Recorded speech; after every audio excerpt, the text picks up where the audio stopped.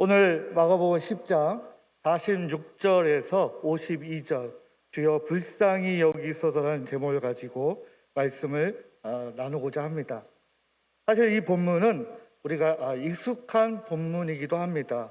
우리 개역 개정에 있는 맹인으로 나오지만 개역 한글 성경, 우리가 과거에 보았던 성경에서는 주로 소경이라고 표현되어 있죠. 그래서 어쩌면 지금 한 중고등부 아니면 청년부의 형제들 자매들은 소경 바디메오가 눈을 떴다는 찬양도 아마 기억나실지 모르겠습니다.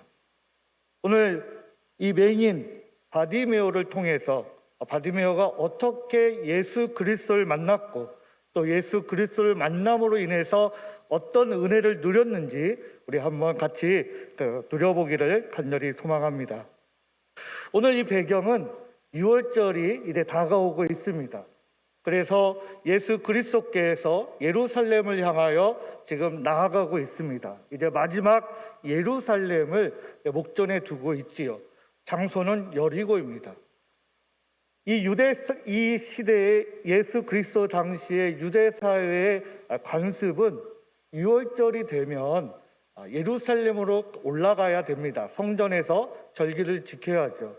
그게 이스라엘 양 끝에서 올라가는 것이 아니라 그들의 관습법에 의하면 예루살렘 반경으로 대략 24km 내외에 있는 유대 사람이라면 무조건 예루살렘 성전으로 가야 합니다. 지금 이 여리고를 지나고 있는 과정에 군중들이 있다라고 이야기하고 있습니다. 왜냐하면 그 당시 이 여리고성 주변에는 성전에서 일하던 또는 성전에서 제사를 진행하던 제사장들이 대략 2만 명 정도가 거주하였고, 또한 그 제사장을 도와주는 레위 지파 사람들이 대략 2만 명이 거주했다고 합니다.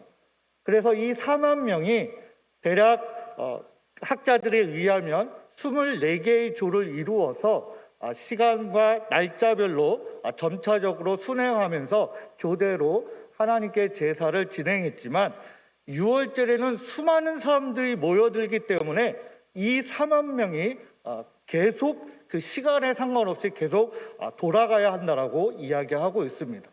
그러니까 지금 여리고에서 나가고 있는 상황 속에, 즉 예루살렘을 향하여 올라가고 있는 상황 속에 지금 예수 그리스도가 지나간다는 소리를 듣고 있는 이 맹인 바디메오는 나사렛 예수가 지나간다는 순간 다윗의 자손 예수여, 다윗의 자손 예수여라고 외치고 있습니다.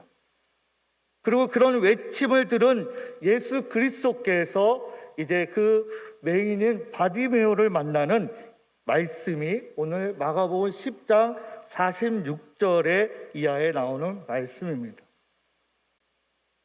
여기서 지금 바디메오는 나사렛 예수라는 소식을 듣고 소리를 듣고 외치는 소리는 나사렛 예수여, 나사렛 예수여라고 외치는 것이 아니라 지금 다윗의 자손 예수라고 외치고 있습니다. 바디메오가 예수 그리스도를 만나는 첫 번째 사건은 그 외치는 대상을 명확히 했다라는 것이죠. 이 당시 나사렛 예수라고 하는 것은 예수 그리스도를 믿는 우리는 예수 그리스도께서 지위가 낮았고 가난했고 어려운 삶을 같이 공유했던 예수 그리스도의 모습과 삶을 우리는 공유하고 있지만 그 당시 나사렛 예수라고 하는 것은 그 신분을 격하시거나 무시하거나 경멸하는 내용이기도 했습니다. 나사렛 예수라고 하는 것은 다시 말해서 깔보는 거고 손가락질하는 것이고 그들을 무시하는 것이었습니다. 하지만 이 맹인 바디메오는 나사렛 예수여, 내가 여기 있습니다, 제가 여기 있습니다로 외치는 것이 아니라 다윗의 자손 예수여, 여기 불쌍히 여기소서라고 말씀하고 있습니다. 나사렛 예수, 나사렛 지역은 말 그대로 나사렛에서 사는 예수라는 표현이죠. 앞에서도 방금 언급했지만 무시하고 경멸하고 낮추는 것입니다. 그것이 유대 사람들이 가지고 있던 사고였습니다. 근데 그게 유대 사람들만 가지고 있던 사고가 아니라 마가복음 1장 24절에 보면 나사렛 예수여 우리가 당신과 무슨 상관이 있나이까? 우리를 멸하러 왔나이까? 나는 당신이 누구인지 아노니 하나님의 거룩한 자니이다. 누가 말하고 있습니까? 해당에 들어온 귀신이 말하고 있는 것입니다. 귀신 본인도 순간 놀라서 지금 예수님을 격화시키고 그리고 사람들이 생각하는 수준으로 지금 말하고 있는 것이죠. 나사렛 예수라고 얘기하고 있습니다. 귀신도 그렇게 얘기하고 있죠. 예수 그리스도께서 참 이스라엘 사람이라고 했던 나다니엘도 나사렛에서 무슨 귀한 것이 나겠냐라고 요한복음 1장 46절에 언급하고 있습니다. 그 당시 그들의 통념은 나사렛은 정말 비참한 곳입니다. 거들떠보지 않는 곳입니다. 선한 것이 날 수 없다고 생각하던 그들의 일방적인 상식이었습니다. 하지만 이 바디메오는 사람들이 무시했던 이 바디메오는 사람들이 깔보았던 이 바디메오는 세상에서 가진 것이 가장 없었고 가장 가진 것이 없었고 소유한 것이 없었고 가장 비참한 사람이었던 이 맹인 바디메오는 그럼에도 불구하고 확신을 가지고 명확하게 내가 누구를 향하여 외쳐야 되는지를 알고 있었다는 것이죠. 나사렛 예수가 아니라 다윗의 자손 예수라고 외치고 있습니다. 내가 지금 부르는 그 대상이 누구인가? 하나님께서 우리를 구원해 주실 구원자이다. 메시아이다. 하나님의 아들이다. 이사야서 11장 1절 말씀에 이새의 줄기에서 한 싹이 나고 그 뿌리에서 한 가지가 나서 결실을 맺는다는 예언의 말씀처럼 세상 사람들이 보잘것없고 가치도 누리지 않고 같이 어울리지도 않고 정말 눈이 보이지 않는 그 정말 삐개자하고 거지 같은 모습에 흙과 먼지와 모든 것이 뒤집어져 있는 그 바디메오는 그럼에도 불구하고 내가 불러야 할 대상을 명확히 하고 있다는 것이죠. 우리도 어떻습니까? 우리도 매 예배 시간에 신앙을 고백하고 있지 않습니까? 예수 그리스도가 나의 메시아임을 하나님께서 천지를 창조하시고 우리의 삶과 죽음과 삶을 주관하신다는 것을 매 고백하고 있지 않으십니까?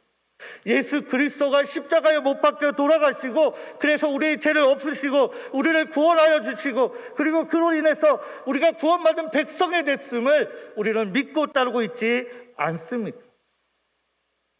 그러나 우리의 기도에 확신이 없고 뜨겁고 차갑지 않은 뜨뜻미지한 그런 믿음을 가지고 그런 확신을 가지고 그런 신뢰를 가지고 지금 하나님께 외치고 있는 것은 아닙니까? 우리는 마음으로 믿어 입술로 시인하고 있습니다. 근데 희한하죠. 제가 아이들을 많이 가르쳐 봤는데 물론 우리 성도님들도 경험이 많으시겠지만 10명 중에 10명이 다 따라하지 않습니다. 100명 중에 100명이 다 따라하지 않습니다. 200명 중에 300명 중에 500명 중에 800명을 다 시켜봐도 수는 크지 않지만 예수 그리스도가 나의 하나님이라고 입술로 고백하지 않는 아이들이 조금 나타난다는 것입니다. 이 바디메오는 이 말씀을 기억했는지 모르겠습니다. 이사야서 42장 1절 말씀에 메시아가 오셔서 장님의 눈을 뜨게 한다는 예언의 말씀이 있었습니다. 이 맹인 바디메오가 그 말씀을 들었는지 읽었는지 알 수는 없지만 중요한 것은 바디메오는 자기가 불러야 할 대상을 명확하게 확신하고 알고 있었다는 것이죠. 우리는 어떻게 기도하고 있습니까? 우리는 어떻게 외치고 있습니까? 우리는 어떻게 기도하고 있습니까? 우리의 기도의 응답의 첫 번째 확신은 우리가 예수 그리스도가 나의 하나님을 고백하고 예수 그리스도가 나의 메시아임을, 여호와 하나님이 나의 하나님을, 성령 하나님이 나의 하나님을 고백하는 저와 여러분들이 되기를 간절히 소망합니다. 우리가 예배 시간에 우리가 신앙 고백하고 있습니다. 전능하사 천지를 만드시는 하나님 아버지를 내가 믿사오매라고 고백하고 있습니다. 이 고백을 통해서 천지를 만드신 여호와 하나님께서, 무에서 유를 만드신 하나님께서 절망에서 소망을 우리를 건져주시고, 그리고 어둠에서 빛으로 인도하여 주실 것을 꼭 믿으시기 바랍니다. 두 번째는 이 맹인 바디메오가 예수 그리스도를 만나는 두 번째 은혜는 분명한 목적을 가지고 있다라는 것이죠. 그렇게 외쳤습니다. 불쌍히 여기서서 외치니까 하나님께서, 아니 예수 그리스도께서 제자를 통해서 이 맹인 바디메오를 불러주십니다. 그리고 저가 소경을 부르며 이르되 안심하라, 일어나라, 그가 부르신다라고 말씀하고 있습니다. 그러면서 주님께서 물으십니다. 내게 무엇을 주기를 원하냐고 물으십니다. 이 맹인 바디메오는 바로 곧 응답합니다. 보기를 원한다고 말이죠. 우리는 단순히 생각할 수도 있습니다. 맹인이니까, 앞이 보이지 않은 사람이니까 보는 것이 가장 중요하다라고 여길 수도 있을 것입니다. 우리 첫 번째 바디메오에 대해서 소개할 때 디메오의 아들 바디메오라고 이야기하고 있습니다. 지금 2023년에 이 바디메오의 이야기를 듣고 있는 우리는 바디메오가 누군지 잘 모릅니다. 하지만 이 글을 썼던 그 당시의 바디메오에 대해서 사람들은 다 알고 있었다는 것이죠. 그래서 이 바디메오의 이름이 더러운 사람의 아들 또는 불결한 사람의 아들이라는 것입니다. 그만큼 이 바디메오가 사람들이 누구나 알고 있었던 정말 더러웠던 사람입니다. 비천한 사람이었죠. 그런 바디메오는 분명한 목적을 가지고 있었다는 것이죠. 주님께서 물으셨습니다. 내가 어떻게 해주기를 원하느냐? 낫기를 원합니다. 부자가 되기를 원합니다. 내가 떵떵거리기를 원합니다. 내가 권력을 갖기를 원합니다. 남들 높은 곳에 더 지위를 휘두르기를 원합니다. 라고 하는 것이 아니라 보기를 원한다라고 말하고 있습니다. 이 얼마나 힘든 삶을 살았겠습니까? 음식을 제대로 먹은 적이 얼마나 있었겠습니까? 좋은 옷을 입은 적이 있었겠습니까? 깨끗하게 옷을 샤워하고 목욕한 적이 얼마나 있었겠습니까? 그런 바디메오는 사람들의 그런 서러움도 겪었고 고통도 겪었고 때로는 멸시도 겪었고 아픔도 겪었고 다양한 고통을 겪었음에도 불구하고 그런 것이 아니라 오직 한 가지만을 원했습니다. 주님, 제가 부자 되기를 원합니다. 주님, 제가 권력을, 정말 군대와 같은 권력을 갖기를 원합니다. 이것이 아니라 보기를 원한다라고 말씀하고 있습니다. 저도 이 말씀을 묵상하면서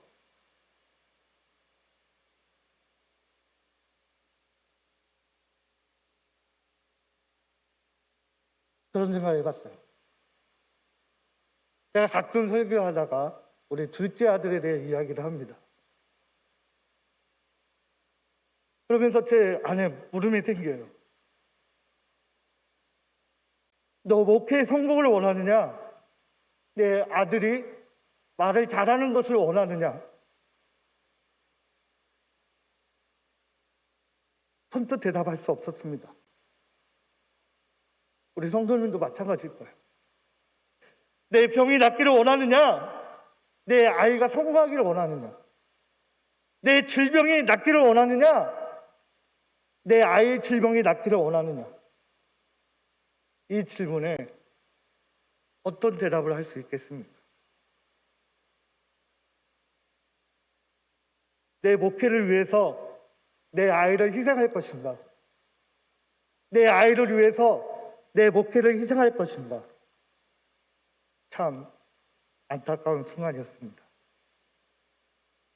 바디메오와 같이 주님, 저는 목사로서 목회를 성공하기 원합니다. 목사로서 하나님의 권능과 능력을 주어주십시오. 곧바로 바디메오와 같이 그런 고백이 나오는 것이 아니라 머뭇거리게 되더라고요. 우리 성도님들도 그럴 것입니다. 내 자녀의 성공을 위해서 내 질병이 낫지 않기를 기도할 수 있겠습니까? 내 자녀의 질병을 위해서 내 사업이 망하기를 기도할 수 있겠습니까? 물론 극단적인 질문이지만 자다가도, 밥을 먹다가도, 무슨 일을 하다가도, 길을 가다가도, 무언가를 하다가도 누가 탁 물었어. 너희 기도의 제목은 무엇이냐라고 할 때, 네, 저는 눈이 보이는 것이 원합니다라고 하는 자동적으로 나올 수 있는 그것이 바로 제가 볼 때는 쉬지 않고 하는 기도라고 생각합니다. 그 기도의 제목과 목적이 확실하고 명확하고 변하지 않는다면 어떻게 우리의 기도가 우리 욕심으로, 우리 정욕으로, 우리 잘못된 기도로 나아갈 수 있겠습니까? 분명한 목적을 가지고 기도하게 될 때 하나님께서 분명히 들어줄 줄 믿습니다. 야곱과 같이 야복강 강나루에서 하나님과 씨름하며 기도했던, 그래서 기도의 응답을 받았던 야곱과 같은 그런 처절한 절망 가운데 오직 한 가지의 진리를 통해서 인도해 주셨던 하나님의 기도의 응답.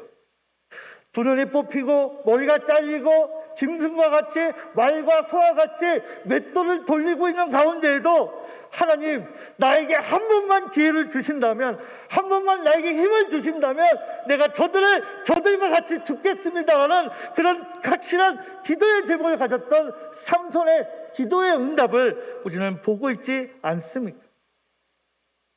한 나라의 왕이었지만 바벨론의 군대가 와서 하나님을 무시하고 이스라엘 백성들을 위협한다고 하나님께 처절히 무릎 꿇고 기도했던 히스기야에게 하나님께서 하나님의 군대를 통해서 바벨론 군대를 물러가게 했던 그런 기적을 맛보지 않겠습니까? 또한 이런 기도와 목적이 확실하다면 예수 그리스도께서 겟세마네 동산에 올라가셔서 땀뿐만 아니라 피를 흘리시면서까지 기도하시는 그런 모습을 우리는 보지 않았습니다. 예수 그리스도께서 말씀하십니다. 중언부언하지 말라고 말이죠. 우리의 기도는 명확해야 됩니다. 그리고 확실해야 됩니다. 바디메오와 같이 곧바로 튀어나와야 됩니다. 우리가 밥을 먹든지 잠을 자든지 순간 잠을 깨든지 무엇을 하든지 너의 기도의 제목은 무엇이냐 할 때 분명한 우리의 제목을 말할 수 있는 저와 여러분이 되기를 간절히 소망합니다. 세 번째로 바디메오는 주님의 응답을 받은 그것은 바로 확신이고 믿음입니다. 지금 바디메오는 기도하고 있습니다. 아니, 바디메오는 외치고 있습니다. 다윗의 자손 예수여 불쌍히 여기소서라고 말이죠. 지금 부르짖고 있습니다. 확신을 가지고 외치고 있습니다. 사람들이 욕하고 있습니다. 너가 그렇게 큰 소리 치면 안 돼. 군중들이 손가락질하고 있습니다. 꾸짖고 있지 않습니다. 지금 47절, 48절 이 말씀을 통해서 지금 바디메오를 향해서 사람들이 꾸짖는다라고 외치고 있습니다. 그럼에도 불구하고 이 바디메오는 거기에 굴하지 않습니다. 자신의 믿음의 확신을 가지고 있기 때문에 내가 누구를 향하여 외치고 있고 내가 어떤 목적을 가지고 있고 그분을 만나기만 하면, 그분이 나를 보기만 하면, 그분이 나를 향하여 말씀만 하시면 낫는다는 것을, 들어주신다는 것을, 응답을 받는다는 것을 확신하고 있는 이 바디메오는 나를 말려도, 사람들이 꾸짖어도, 사람들이 욕해도, 손가락질해도, 남들이 못하게 해도 거기에 굴하지 않고 더 큰 소리로 외치고 있다고 오늘 말씀은 우리에게 들려주고 있습니다. 그때 예수님이 부르십니다. 예수 그리스도께서 내가 무엇을 해주기를 원하느냐 할 때 이 바디메오의 모습을 담기를 원합니다. 이 바디메오는 그 자리에서 뛰어 일어나서 자신이 소유했던 것을 생각하지 않고 달려갑니다. 여기에 그 표현을 뭐라고 얘기하고 있냐면 겉옷을 떨어뜨렸다라고 이야기하고 있습니다. 우리가 앞에서 말씀드렸다시피 바디메오는 가난한 사람입니다. 그 당시 사람들이 입고 있던 겉옷은 가장 귀한 것입니다. 그 천이 비싼 거든 비싸지 않던 그 사람들이 소유했던 재산 중에 가장 큰 것이 바로 겉옷이었습니다. 그것은 외출복이요, 이불이요, 여러 가지 사용되어지는 재산 중에 1위에 속한 것이 겉옷이었습니다. 물론 거지 바디메오가, 맹인이고 거지였던 바디메오가 얼마나 깨끗한 겉옷을 가지고 있겠습니까? 깨끗하지 않았겠죠. 하지만 귀중한 것이었습니다. 그 바디메오가 소유한 것 중에 가장 귀중한 것이었습니다. 재산 첫 번째였습니다. 그것을 놓칠 수 없는 것입니다. 많은 사람이 그것을 놓치지 못하고 있습니다. 그럼에도 불구하고 예수 그리스도께서 나를 불러주실 때 그 겉옷이 떨어지는 것에 신경 쓰지 않고 달려가고 있는 바디메오의 모습을 통해서 우리 역시도 그럴 수 있기를 간절히 소망합니다. 우리 성경에서 예수 그리스도를 만났던 부자 청년이 있습니다. 어떻게 하면 하늘나라에 가냐고 물었을 때, 어떻게 하면 구원을 받을 수 있냐고 물었을 때 재산을 다 팔아서 나눠주라고 했습니다. 그때 그 청년은 어떻습니까? 슬피 울며 떠났다라고 이야기하고 있습니다. 우리가 예수 그리스도를 만남에 있어 여러 가지 걸리적거리고 굴곡이 있고 장애물이 있고 벽이 있고 여러 가지 어려움이 있습니다. 하지만 우리의 믿음이 확실하다면, 우리의 믿음이 절대적으로 예수 그리스도가 나의 하나님임을 믿고 있다면 우리 눈앞에 걸리적거리는 것이 다 사라질 줄 믿습니다. 오늘 출애굽기 22장 23절 또 시편 77편 1절 말씀에 이렇게 말씀하고 있습니다. 너희는 내게 부르짖으면, 내게 와서 기도하면 내가 너를 들을 것이라고 말씀하고 있습니다. 예레미야서 29장 13절에도 너희가 전심으로 나를 찾고 찾으면 만나리라고 말씀하고 있습니다. 주님께서도 똑같이 말씀하고 있죠. 두드리라, 그러면 열릴 것이라고 말씀하고 있습니다. 우리가 이 두드리는 그 가운데 우리 마음에, 우리 믿음에 확신을 가지시고 두드릴 수 있기를 간절히 소망합니다. 우리 마음에 간절한 마음이, 우리가 그 목적이 명확하다면, 그리고 확신을 가지고 두드린다면 그 어떤 자물쇠로 잠겨있던 문이라 할지라도 주 예수 그리스도께서 그 문을 열어줄 줄 믿습니다. 우리는 앞으로 이렇게 기도하기를 원합니다. 불쌍히 여겨달라고 말이죠. 제가 기도할 때 주의 깊게 들으신 분들이 있을지 모르겠지만 저는 불쌍히 여겨달라는 기도를 많이 합니다. 성도님들을 불쌍히 여겨달라, 또 저를 불쌍히 여겨달라, 그런 기도를 많이 하고 있습니다. 오늘 바디메오도 그렇게 얘기하고 있죠. 다윗의 자손 예수여 불쌍히 여겨달라고 말이죠. 여러분들도 그렇게 기도하기를 원합니다. 하나님, 저를 불쌍히 여겨 주시옵소서. 내 자식을 불쌍히 여겨 주시옵소서. 내 남편, 내 아내를 불쌍히 여겨 주시옵소서. 내 직장을, 내 사업체를 긍휼히 여겨 주시옵소서. 내 병들어 있는 내 육체를 불쌍히 여겨 주시옵소서. 하나님을 향하여 가는 이 연약한 영혼을 불쌍히 여겨 주시옵소서. 믿음을 불쌍히 여겨 주시옵소서. 믿음이 연약한 이 연약한 육신을 불쌍히 여겨 달라고 기도하여 이 기도를 통하여 하나님의 응답을 받는 바디메오와 같이 우리 성도님 모두가 불쌍히 여겨 달라는 기도를 통하여 하나님의 응답을 받을 수 있는 저와 여러분이 되기를 간절히 소망합니다. 소경 바디메오는 가진 것이 없었습니다. 지식도 없었죠. 재산도 없었습니다. 사회적 지위도 없었습니다. 아무것도 없었습니다. 그럼에도 불구하고 예수 그리스도를 만나서 응답을 받았습니다. 우리는 이 바디메오보다는 더 많은 것을 소유하고 있습니다. 더 많은 것을 누리고 있습니다. 더 많은 은혜를 받고 있습니다. 왜 그럼에도 불구하고 하나님의 응답을 받지 못하고 있습니까? 우리가 다시 한번 그 대상을 명확히 하고 목적과 기도를 제목을 명확히 하고 그리고 확신하는 가운데 한 주간을 하나님께 향하여 간절히 불쌍히 여겨달라는 그런 믿음을 가지고 달려갈 수 있는 저와 여러분이 되기를 간절히 소망합니다. 기도하겠습니다. 하나님 아버지 감사합니다. 맥인 바디메오보다 많은 것을 가졌고 누리고 소유하고 지고 있음에도 불구하고 왜 우리는 그렇게 부족한 것이 많은지요? 왜 그렇게 없는 것이 많은지요? 왜 그런 것이 누리지 못하는 것이 많다고 기도하는지 모르겠습니다. 그럼에도 불구하고 하나님, 믿음이 작다고, 믿음이 연약하다고, 예배드릴 시간이 적다고, 기도할 시간이 적다고 부르짖고 기도하지 못하는 저희를 용서하여 주시옵소서.